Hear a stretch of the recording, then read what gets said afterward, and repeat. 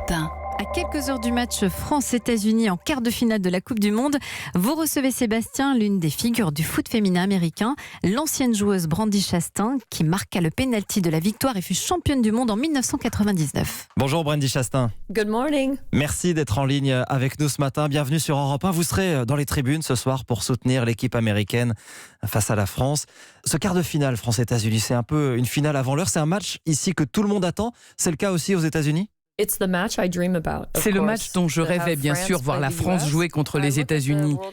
En fait, je vois ça de deux manières. D'abord, je me dis que jouer à domicile pour les Françaises, ça leur donne un certain confort. Elles ont tout le pays derrière elles, elles ont leur famille, leurs amis, elles peuvent garder leurs habitudes, leur alimentation, elles connaissent tous les stades.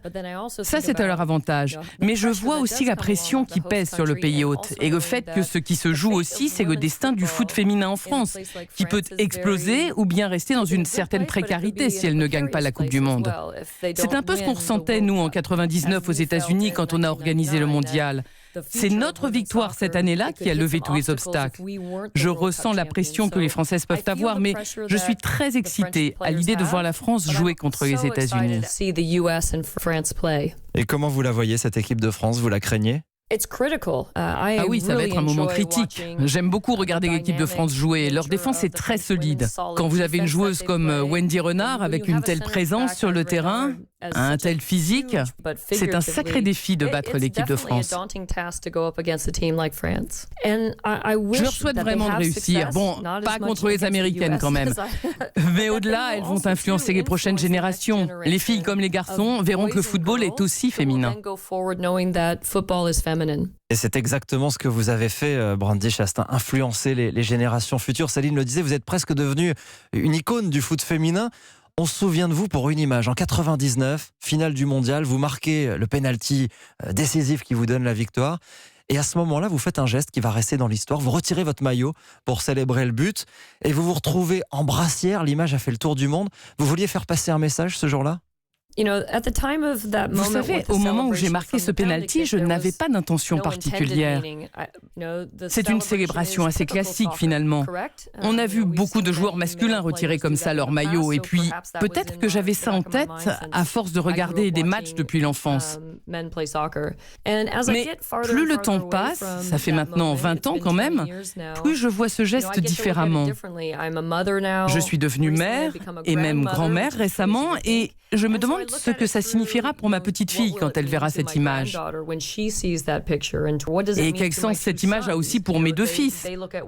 Ils ne voient probablement pas les femmes de la même façon que la génération de mon père, par exemple. Ils voient les femmes faire du sport, ils voient combien elles peuvent être fortes, puissantes, douées. Donc, cette image, elle a eu des interprétations différentes selon les époques. Et je crois que toutes ces interprétations sont importantes. Alors aujourd'hui, vous entraînez des équipes de jeunes filles. C'est plus facile pour elles de pouvoir jouer au foot qu'à votre époque ? Plus facile que ça ne l'a jamais été, probablement. Parce que notre équipe nationale a connu de grands succès et donc ça a eu un effet, ça a attiré les gens. Donc oui, pour vous répondre, je pense que oui, c'est plus facile. Et ça peut même paraître surprenant pour nous en France, mais aux États-Unis, le foot féminin est devenu plus important encore que le foot masculin. Il y a 15 millions de joueuses, c'est énorme. L'équipe nationale féminine est d'ailleurs bien meilleure que l'équipe masculine. Comment vous expliquez ça ? Le fait qu'il y ait plus de filles que de garçons qui jouent au foot s'explique assez facilement. Quand les hommes ont commencé à jouer au foot aux États-Unis, on était déjà en retard parce que le reste du monde y jouait déjà depuis très longtemps. Mais si vous regardez l'histoire du foot féminin, on a commencé au bon moment. On a même lancé le mouvement. Donc, oui, nous avons toujours eu de l'avance. Et en plus, nous avons une loi qui date de 1972 et qui oblige les institutions à dépenser les fonds publics de façon équitable dans tous les sports, entre les équipes masculines et les équipes féminines. Et ça a permis aux filles d'obtenir des bourses pour jouer dans les équipes universitaires. Le sport a grandi parce qu'il a été rendu plus accessible et parce qu'on a donné beaucoup plus d'opportunités aux filles. Et le résultat, Brandi Chastain, c'est le très haut niveau de votre championnat universitaire. L'équipe américaine que la France va affronter ce soir, c'est la meilleure du monde au classement FIFA. Les femmes ont de meilleurs résultats, elles remplissent plus les stades. Mais il y a quand même un problème, c'est que vous êtes toujours moins bien payés que les joueurs masculins, même aux États-Unis. Oui, on est moins bien payé et d'ailleurs on mène en ce moment une action en justice contre la fédération pour exiger l'égalité de rémunération entre les joueurs et les joueuses des équipes nationales. Mais vous savez, le reste du monde se bat aussi avec ce sujet. Les femmes n'ont pas été historiquement, culturellement, économiquement autant soutenues que les hommes. Et ce n'est pas un problème seulement américain, c'est un problème mondial. Mais nous avons l'opportunité d'être des pionnières. Le football peut provoquer le changement. Quand nous faisons quelque chose, les gens nous suivent parce qu'ils sont passionnés par le foot. Ils sont attachés aux valeurs de ce sport. Alors je pense que ce procès de l'équipe féminine contre la fédération américaine peut devenir un déclencheur qui forcera les autres sports, les autres fédérations à avancer dans la bonne direction. Et il y a justement une joueuse norvégienne, Ada Hegerberg, elle a été élue meilleure joueuse du monde, elle a obtenu le ballon d'or et pourtant on ne la voit pas dans ce mondial. Elle a refusé d'y participer pour protester justement contre cette discrimination salariale. Qu'est-ce que vous pensez de ce geste ? C'est triste que la meilleure joueuse du monde, gagnante du Ballon d'Or, ne participe pas, juste parce qu'elle doit faire passer un message. Mais c'est le genre de choses que les femmes ont toujours dû faire dans l'histoire. Des sacrifices pour se faire entendre. Alors que nos collègues masculins, eux, n'ont jamais eu besoin de recourir à de tels stratagèmes. Moi, j'aime ce cadeau qu'elle offre aux générations futures. Elle avait toute sa place sur le terrain, parce qu'elle est la meilleure du monde. Et malgré tout, elle est prête à abandonner la Coupe du Monde pour faire passer son message.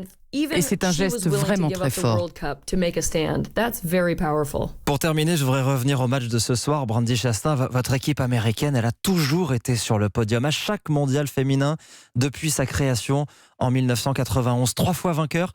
Alors j'imagine que si vous étiez battu ce soir en quart de finale face à la France, ce serait quand même un sérieux revers. Alors là, vous savez, tout est possible. Même les meilleures équipes perdent des matchs. On a déjà vu ça dans le passé. Et ce que j'aime dans cette Coupe du Monde, maintenant qu'on arrive au match éliminatoire, c'est que n'importe quelle équipe peut gagner. Et ça dit beaucoup du niveau que le foot féminin a atteint aujourd'hui. Alors oui, j'ai vraiment hâte de voir ce quart de finale, parce que je pense que ça va être le match le plus épique de ce mondial. Allez, un pronostic peut-être pour ce soir ? Je vais soutenir mon équipe, les rouges, blancs, bleus. Mais comme on a les mêmes couleurs, je peux aussi dire que les bleus, blancs, rouges vont gagner. Et finalement, je suis sûre de ne pas me tromper. Eh ben, on va dire comme vous. Alors, allez, les bleus, blancs, rouges. Merci, Brandi Chastain. Je vous souhaite un bon match ce soir au Parc des Princes. You are more than welcome. Merci. Et je remercie bien sûr Benoît Clerc qui assurait cette liaison lorsque nous avons enregistré cet entretien. C'était il y a quelques jours depuis la Californie.